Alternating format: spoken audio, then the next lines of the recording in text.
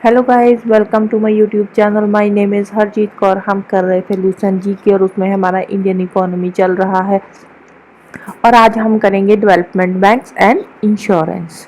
तो सबसे पहले शुरू करते हैं डेवलपमेंट बैंक्स में, जिसमें सबसे पहले आता है industrial development bank of India, जो कि इस्टेब्लिश हुई थी 1964 में। और इसके मेन फंक्शंस क्या है? To provide finance to large and medium scale industrial units. Next आती है Industrial Finance Corporation of India, IFCI। ये बनी थी 1948 में और इसके मेन फंक्शंस क्या है? Project finance and promotional services. Basically ये लॉन्ग टर्म फाइनेंस देती है इंडस्ट्रीज को। नेक्स्ट आती है industrial credit and investment corporation of India limited, ICICI। ये बनी थी 1955 में। इसका मेन फंक्शन क्या है? टर्म लोन्स प्रोवाइड करना in Indian and foreign currencies. And second इसका फंक्शन क्या है? Under writing of issue of shares and debentures. जो भी शेयर एंड डिबेंचर्स इशू होते हैं उनकी अंडर राइटिंग करना। अब अंडर राइटिंग का मतलब क्या होता है? अंडर राइटिंग होता है, सपोज कोई नई कंपनी मार्केट में आई, उसने फर्स्ट टाइम अपने शेयर्स इशू किए, तो वो जब शेयर इशू करेगी तो बीच में आता है एक अंडर राइटर। और ये अंडर राइटर का काम क्या होता है? ये एक एज ए ग्रंटर काम करता है। ठीक है, ग्रंटर मीन्स कि ये गारंटी लेता है कि इन केस तुम्हारे शेयर्स और डिबेंचर्स मार्केट में सारे के सारे सोल्ड आउट नहीं हुए तो बाकी के जो शेयर्स होंगे वो मैं खुद बाय करूंगा। तो ये होता है under writer. Under writing of shares means shares की गारंटी लेना। नेक्स्ट आता है SIDBI, small industrial development bank of India. ये बनी थी 1989 में। इसके मेन फंक्शंस क्या है? स्मॉल स्केल इंडस्ट्रीज की को असिस्टेंस प्रोवाइड कराना through state finance corporation, state industrial development commercial banks. मतलब कि जो छोटी छोटी इंडस्ट्रीज है उनकी फाइनेंशियली हेल्प करना। नेक्स्ट आती है EXIM bank, export import bank of India. ये बनी थी 1982 में। ये एक स्पेशलाइज्ड फाइनेंशियल इंस्टीट्यूशन है, पूरी की पूरी गवर्नमेंट ऑफ इंडिया की ही है। और ये बनाई किस लिए गई थी? Setup for financing, facilitating and providing foreign trade off India. India में फॉरेन ट्रेड को फाइनेंस करने के लिए। तो इसका मेन फंक्शन क्या है?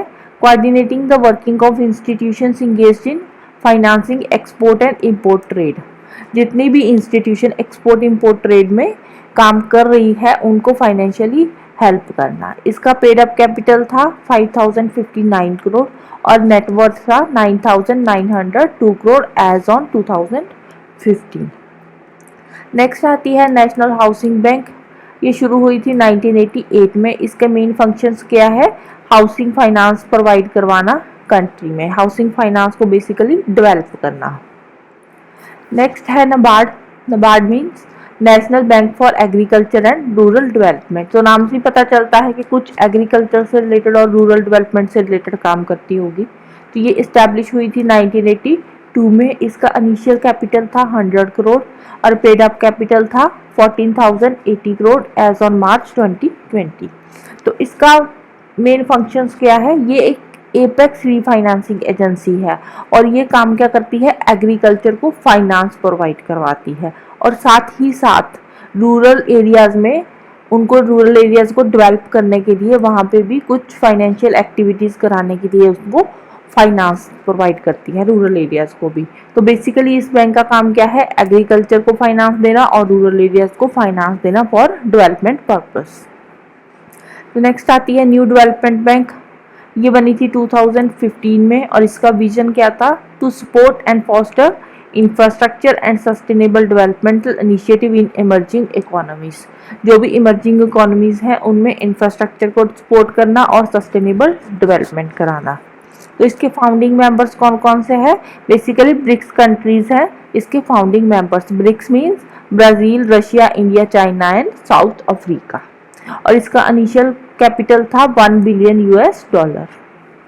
नेक्स्ट आती है एशियन इंफ्रास्ट्रक्चर इन्वेस्टमेंट बैंक। ये एक मल्टीलेटरल डेवलपमेंट बैंक है, 2016 में सेटअप हुई थी और इसका मेन काम क्या था? सस्टेनेबल इकोनॉमिक डेवलपमेंट कराना और प्रोडक्टिव एसेट्स को क्रिएट करना to improve the infrastructure in Asia through infrastructure projects.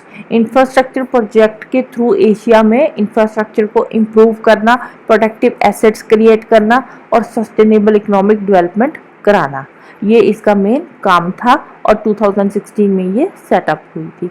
India भी इसका एक फाउंडिंग मेंबर है और ये एशियन इंफ्रास्ट्रक्चर इन्वेस्टमेंट बैंक का एक सेकंड लार्जेस्ट शेयर होल्डर है इंडिया। इंडिया के साथ 20 और कंट्रीज ने मिलकर एक इंटर गवर्नमेंटल एमओयू साइन किया था for establishing AIIB in Beijing.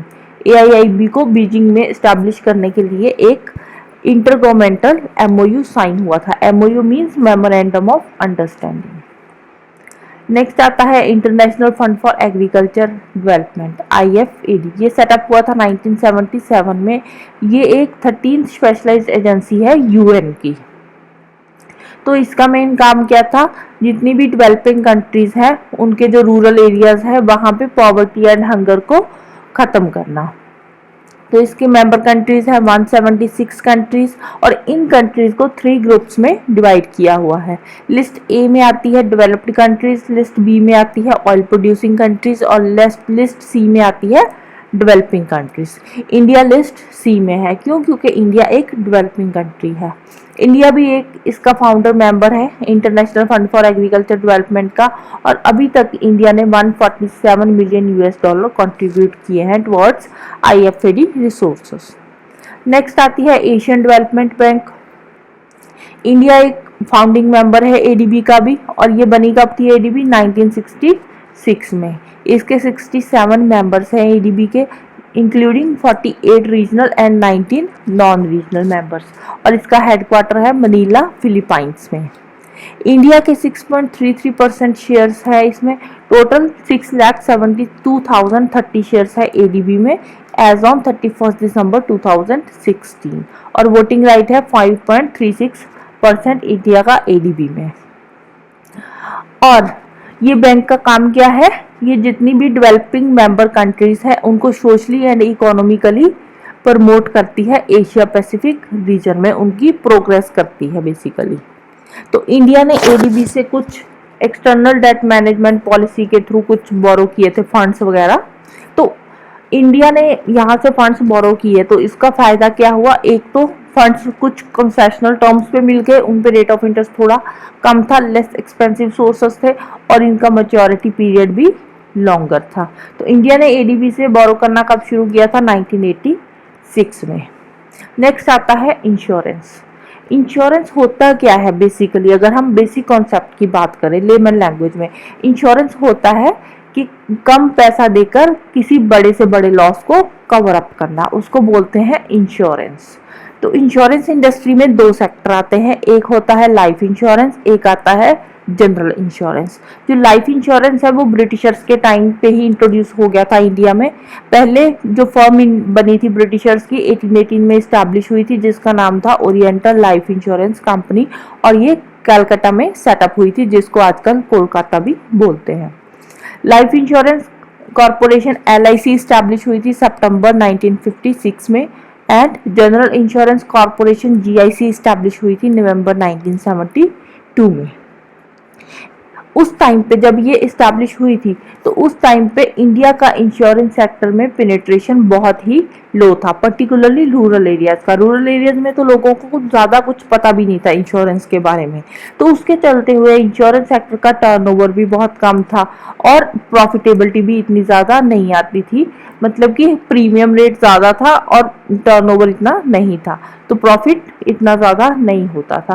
तो इसके चलते हुए फिर 1993 में एक इंश्योरेंस सेक्टर रिफॉर्म्स पे कमेटी सेटअप की गई under the chairman of RN Malhotra, जिसने अपनी रिपोर्ट 1994 में सबमिट करी थी। तो उसके बाद जो इंश्योरेंस सेक्टर था उसको प्राइवेट पार्टिसिपेशन के लिए भी ओपन अप कर दिया गया under the insurance regulatory and development authority act 1999, IRDA act 1999। IRDA की अगर हम बात करें तो इसका हेडक्वार्टर आता है हैदराबाद में। लाइफ इंश्योरेंस कंपनी का जो सेंट्रल ऑफिस है वो है मुंबई में। इसके 8 जोनल ऑफिसेज और भी हैं, कहाँ पे है? मुंबई में, कोलकाता में, दिल्ली, चेन्नई, हैदराबाद, कानपुर, भोपाल, पटना। 113 डिविजनल ऑफिसेज है, 73 कस्टमर जोन्स है। मतलब कि इन सब से हमें क्या पता चलता है, ये जो भी डाटा दे रखा है वैसे 2016 का है, बट इससे हमें ये पता चलता है कि जो इंश्योरेंस सेक्टर है वो इंडिया में बहुत ज़्यादा अब स्प्रेड हो चुका है। तो एट प्रेजेंट LIC इंटरनेशनली भी काम कर रहा है 14 कंट्रीज में, और इसकी ब्रांचेस फिजी में है, ब्रांच ऑफिसर्स मॉरिशियस में है, यूके में भी है, और ये कुछ ज्वाइंट वेंचर कंपनीज के थ्रू भी काम कर रहा है, बहरीन में, नेपाल में, श्रीलंका में, कीनिया में, सऊदी अरेबिया में। तो एक LIC की फुली ओन्ड सब्सिडियरी सिंगापुर में भी इस्टेब्लिश हुई थी अप्रैल 2012 में। So this is all about today. Next हम करेंगे इंपॉर्टेंट बैंकिंग टर्मिनोलॉजी, जिसमें हम सारा बैंकिंग टर्मिनोलॉजी को डिटेल में पढ़ेंगे, जिसमें जैसे कि बैंक रेट हो गया, रेपो रेट हो गया, रिवर्स रेपो रेट हो गया, NEFT हो गया। तो इन सब चीज़ों को हम डिटेल में करेंगे नेक्स्ट लेक्चर में। तो जाने से पहले वीडियो को लाइक कर देना, शेयर कर देना और चैनल को सब्सक्राइब कर देना। Thank you, bye bye and have a nice day.